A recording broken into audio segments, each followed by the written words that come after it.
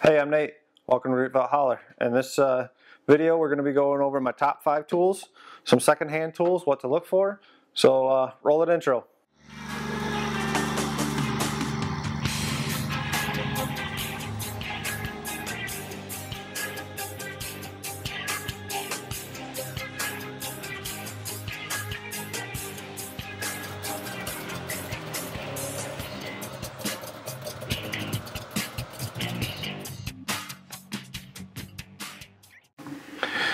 Alright, we're going to go over my top 5 tools plus a couple bonus tools.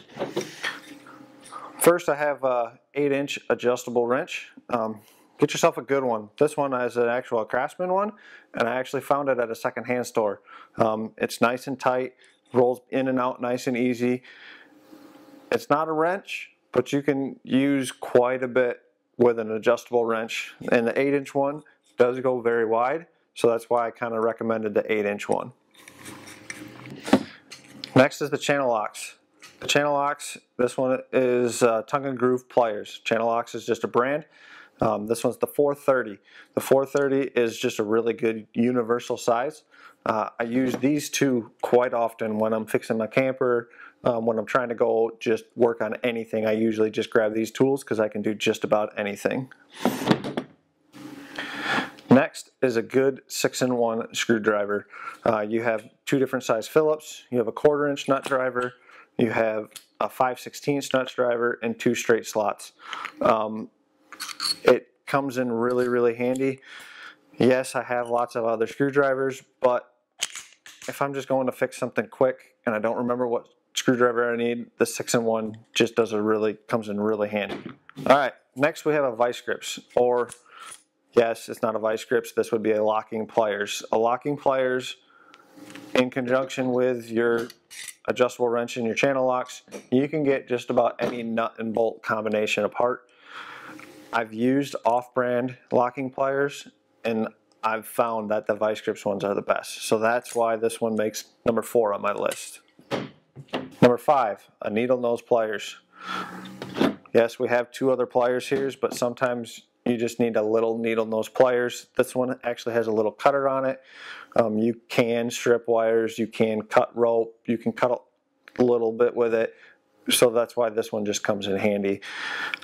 These are my top 5 tools. You can do just about anything. Yes, I know there's not a hammer on there, but regretfully so, I've used these as hammers. They work. Not the best, but they work. Not all top 5s end at 5. So I have a couple bonus tools that are very highly recommended. First, we have a hacksaw. When you got to cut a bolt off, cut a dowel, you got to cut a driveway stake because the end got chewed up. Just did that today. So a hacksaw, you can cut PVC, you can cut metal with it. It just comes in handy. And next is a hammer. Yeah, this one's a little bit big, but again, I got it secondhand. This is a Estwing framing hammer. A guy at work was getting rid of a whole bunch of tools, and I was like, hey, I don't have this size hammer. It's got some heavy weight to it. You can use it as a sledgehammer as well. So that works out very well. That's why I put a hammer as a bonus tool. Now, if you don't have a hammer and you find a hatchet, they're not recommended as hammers, but they can work. You will bow out the end like this one was, but you can use it to split kindling for a fire. You can use it to tap if you need to. It's just a good bonus tool. So there you have it. My top 5 tools plus a hammer and hacksaw. Top 7, whatever you want to call it, but with the tools you see on the table, you're good. Alright, let's dive into what you should look for in secondhand tools. All these tools here are secondhand tools, or tools I got for a gift. Some of them are to show you what to look for. Yes, I have my iPad up here, but these are my notes, so that way I don't forget anything, so bear with me. It's also secondhand. Yeah, that is also secondhand. Alright, first we're going to cover is adjustable wrenches. What do you got to look for when you go and look for an adjustable wrench? Here's an adjustable wrench. This one's a 6-inch. It's a China-made one. It's very, very weak, and the jaws move quite a bit. So I'll look at here. You can kind of see this thing wiggles back and forth. It just moves too much. Along with this one, it moves quite a bit. This is the one I showed you in my top 5. This is a Craftsman. It's an older Craftsman. There's an Evolve series. There's the older ones. This is a professional series. They're usually better, and you can feel it when you grab these jaws. Wiggle them back and forth, wiggle them up and down, move them all around. You'll be able to tell the tightness of them. Wheel them back and forth. How well do they feel? That's what you want to look for. You want to look for a good tight one. This is my set of Craftsman professional ones, a 6, 8, and a 10. And I asked for these for my birthday. So don't feel like you have to go out and buy the best ones right away. These ones were quite expensive, but birthdays come up, Christmas is coming up. You can get some of these more expensive tools for Christmas. Now we're going to move on to some wrenches. Your box end wrenches. Look for name brand ones, Craftsman, Mac, Snap-on. Your name brand ones are going to be the better ones. Taiwanese steel, try to stay away from China steel. Look at your open end wrench area. Look at how beat up they are, how nice they look. Look at the thickness of the two. You can kind of see over here the difference of the thickness of the two. The thicker ones are not going to stretch as much. They all are going to stretch, so don't hate on me for saying that some don't stretch. They all do.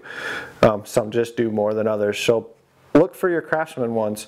I actually just went to a secondhand store this morning and scored about 9 pretty good secondhand tools for $1 a piece, especially wrenches, so to make another kit for something else. So those are good. You can find sets like these at secondhand stores. They come in handy because they have a lot of wrenches in them. Screwdrivers. Screwdrivers are hit and miss. You want to look for Craftsmans, you want to look for your Snap-ons, you want to look for Klein Screwdrivers, but pay attention to your ends. Now I said look for Craftsmans, look for Snap-ons. I have 2 right here that are a Snap-on and a Craftsman that the ends are wore out.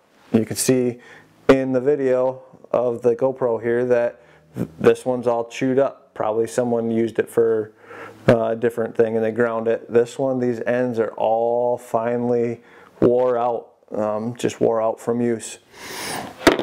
I have this big screwdriver here. It's a Crescent. Crescent's another good name for adjustable wrenches and screwdrivers. I used it as a pry bar and the tip snapped off of it. Screwdrivers are not pry bars. Kleins. Kleins are good ones, but they wear out, so pay attention to your ends. These are the ones that I use on a daily basis, so that's why I have my Kleins. Also, pay attention to little screwdrivers. If they're bent, this one has a slight bend in it, you don't want those. This one here, here's a tip that you can see of a straight slot that's just wore out. So screwdrivers, pay attention to your tips on the end. Make sure they're good, make sure they're not cracked, wore out, and you usually have a pretty decent one. Tongue and groove pliers, aka channel locks. Most people will probably call them channel locks, but they're tongue and groove pliers. And it also kind of goes along with your regular pliers that are adjustable. This one here, it's very sloppy. The ends are all wore and ground. You want to pay attention to that. This one here, there's no ridges left in your grooves. There's no ridges left on your pliers. Your tongue and groove pliers, you want to see how well do they move. How well do they change your spots back and forth? Do they wiggle back and forth? Look at how the teeth are in here. Are they wore?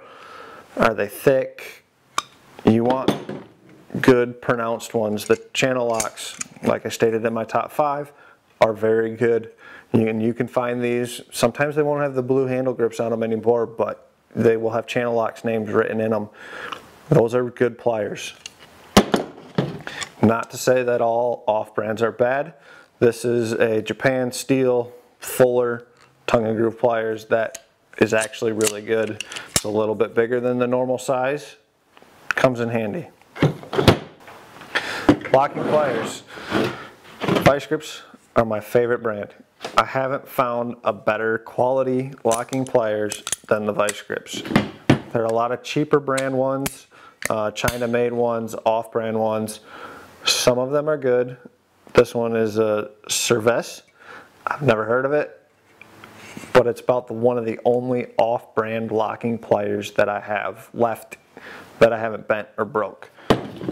Vise Grips, I probably have about 10 of them, and most of them I have found at secondhand stores, or I get toolkits for my birthday that have 2 or 3 of them in. So we will definitely, any of the tools you see here, we'll link similar stuff down in the description below, so don't forget to check that out too, because we'll have some links where you can find your Vise Grips, maybe some channel locks, your Klein Screwdrivers. I know I've gotten them off of Amazon, and some adjustable wrenches and some other stuff that we'll get into, so don't forget to check the links down below. Ratchets and sockets. Pay attention to the clicks. This one is a very fine click. I use this one actually in my garage door kit. I used to do garage doors for a living, so I really like the fine clicking. Not all fine clicking is good. Sometimes they're bad and they break really easy. I've broken a few of them. Here's another one. You can hear the clicks aren't as fine.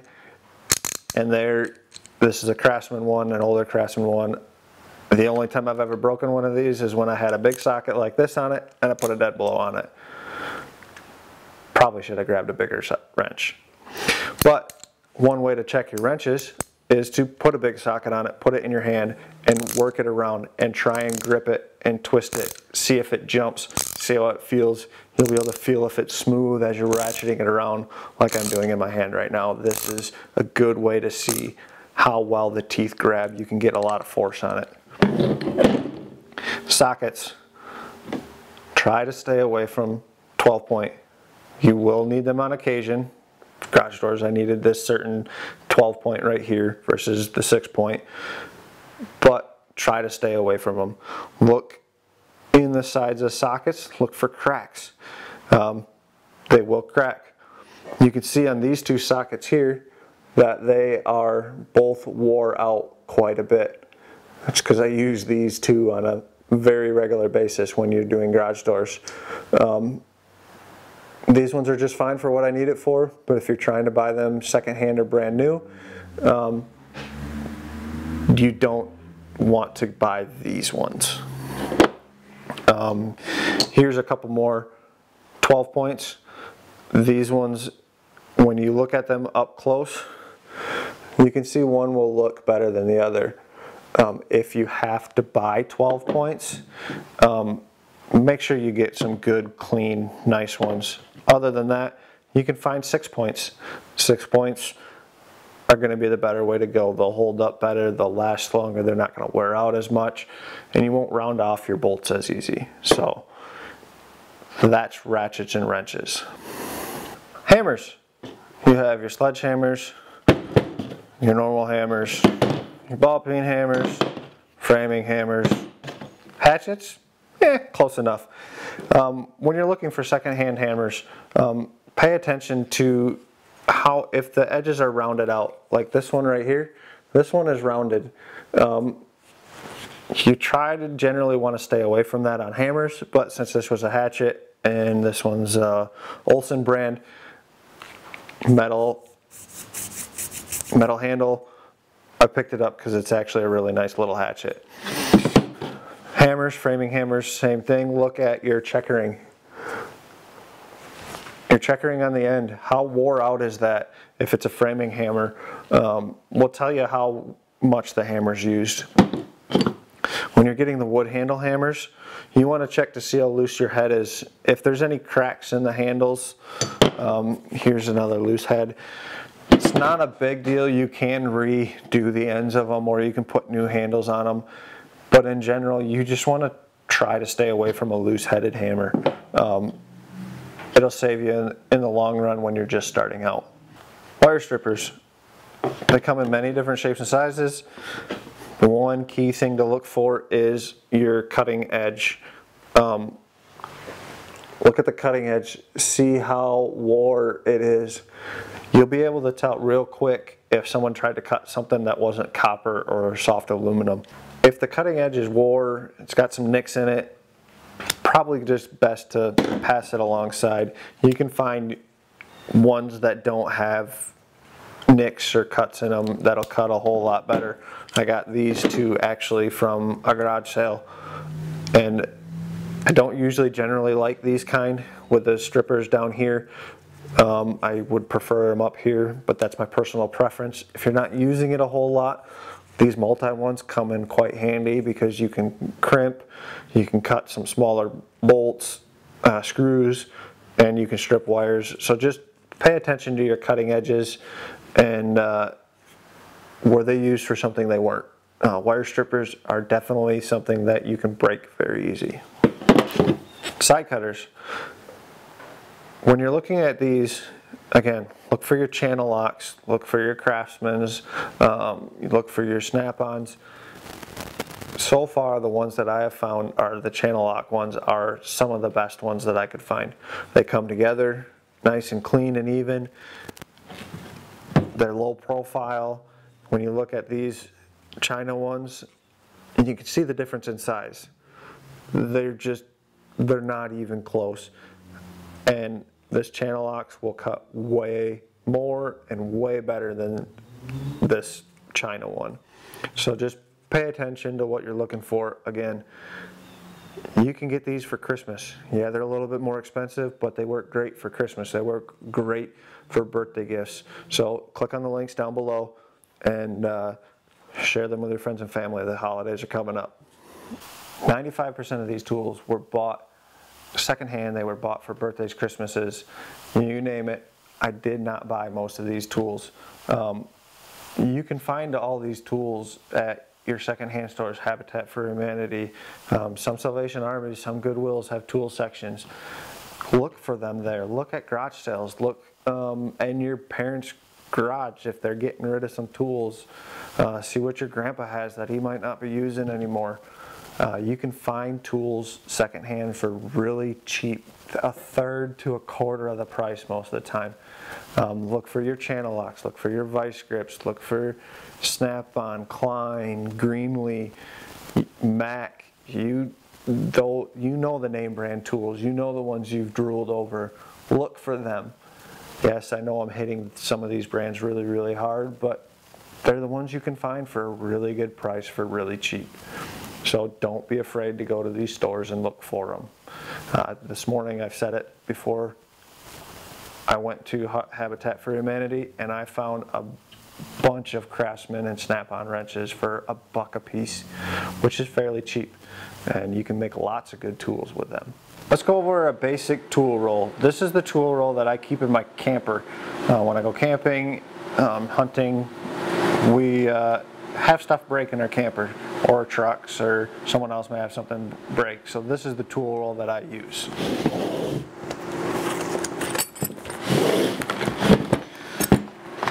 You can see a lot of this is some of my top 5 tools. You have an adjustable wrench, you have your 6-in-1 screwdriver, Vise Grips, tongue and groove pliers. This is the Roto Grip by Craftsman, but it's virtually a tongue and groove pliers. They work really, really well. Again, I got those secondhand from a garage sale. You got some wrenches in here. You have a hacksaw, a pry bar, side cutters, some hex keys.